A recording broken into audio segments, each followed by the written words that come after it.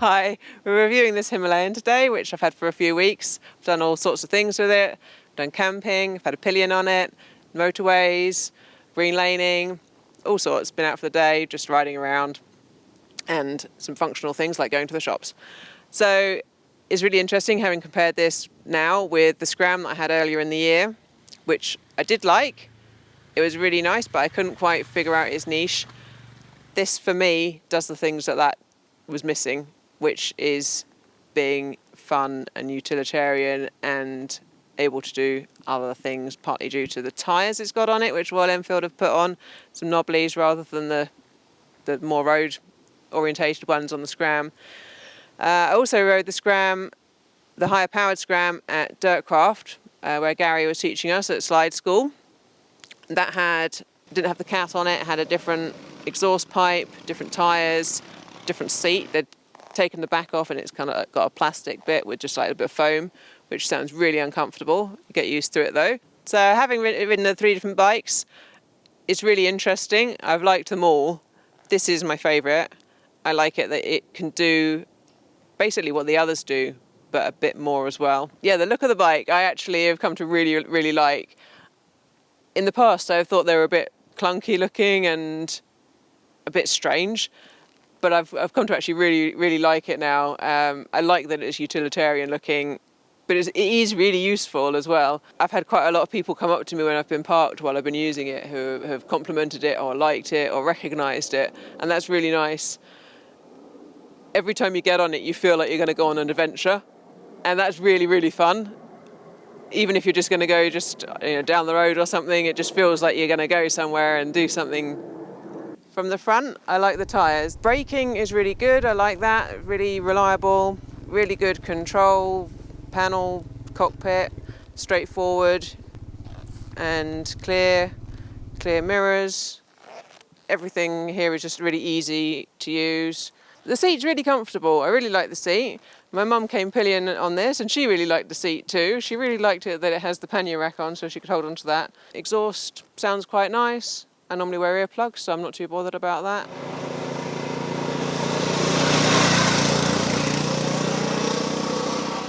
It's quite forgiving with the gearing. If you're in a little bit between gears, which one you want to choose, it doesn't mind, just keeps going, pulls away. Personally, I would quite like it to be slightly higher geared. First is quite adequate for what I was doing. It may be a little bit different if you were 2 up and fully loaded. You may want that low gear, and I'd quite like a little bit more speed at the top end. When I've had it on the motorway and I'm doing 70, there's nothing much there. If you wanted to get out of the way of a car that's not paying attention or to get past something, it's pretty much at full whack. When I rode it 2.5 hours a stretch. Normally, if I'm riding, you'd probably get to kind of an hour and you kind of think, maybe I should have a bit of a break, stretch my legs. This is actually just really comfortable and just kind of like, okay, I'll carry on going. So that's really nice. It's good position.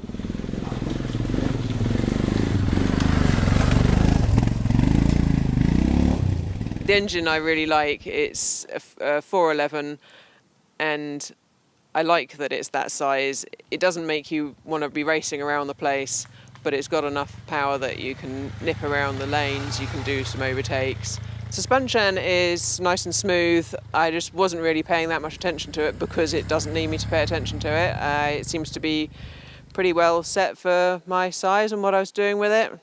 I didn't have a problem with it. It's pretty smooth over roots, ruts. Similar weight to the Tenere that Alex was riding when we went out last week. His bike's a lot taller. This is lower, which for me in particular, being fairly short, is really useful. It means that it's much easier for me to control it and move it around. Especially it's narrow, so I can stand quite close into it when I'm then able to reach over to the handlebars to move it around. Some bikes, when they're wider here, you can't stand so close and it makes it harder to move it around. So I found that was a really useful point about it. Similarly, the pannier handles are quite useful for just shoving it around the place, whether you're at home when you're parking up or moving it around in the woods or anything.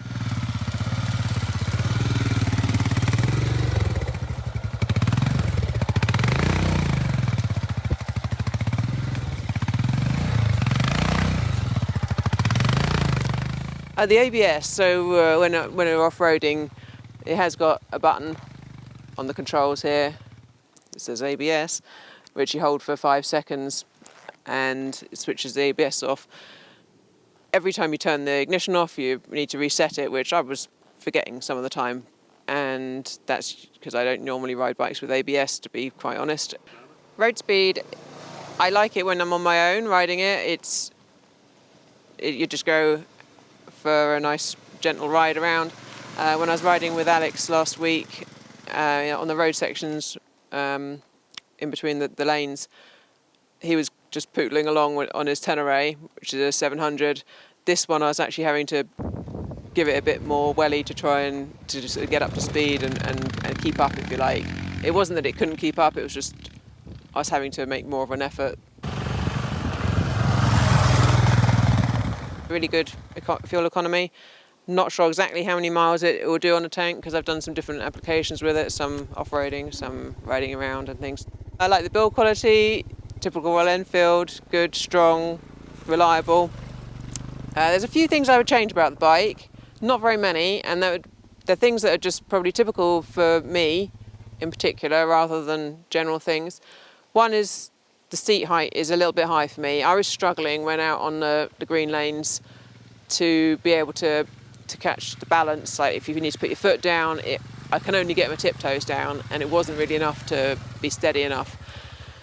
I wouldn't want to make it lower with lowering links, which I know are available, because I want to keep the ground clearance as high as possible. It's not as high on this bike as some bikes, so I'd probably go with scooping the seat out just a bit and probably tilt the handlebars back a little bit. I think I mentioned before, the gearing, I would probably try it with a different sprocket on it just to give it a little bit higher gearing.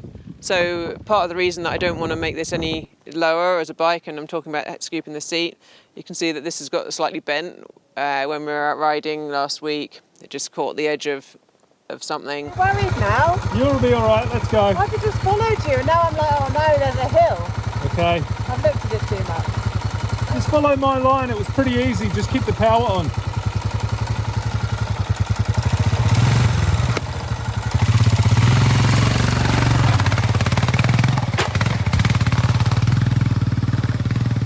The stands I find a little bit high, both of them. The side stand, I'm having to make sure that I've got the bike at the right angle on a slope when I stop, or when I put it on a side stand, that sometimes it seems very upright, and I worry a bit that it's going to go over the other way. So it would just be nice if it was slightly lower, but it's not the massive deal, just something that I've been aware of. The centre stand I find quite high to put it up onto. Once it's there, it's really useful, but it's a bit of an effort. Might be easier for bigger, heavier people, but we'll give it a go. Give me the mic. All right.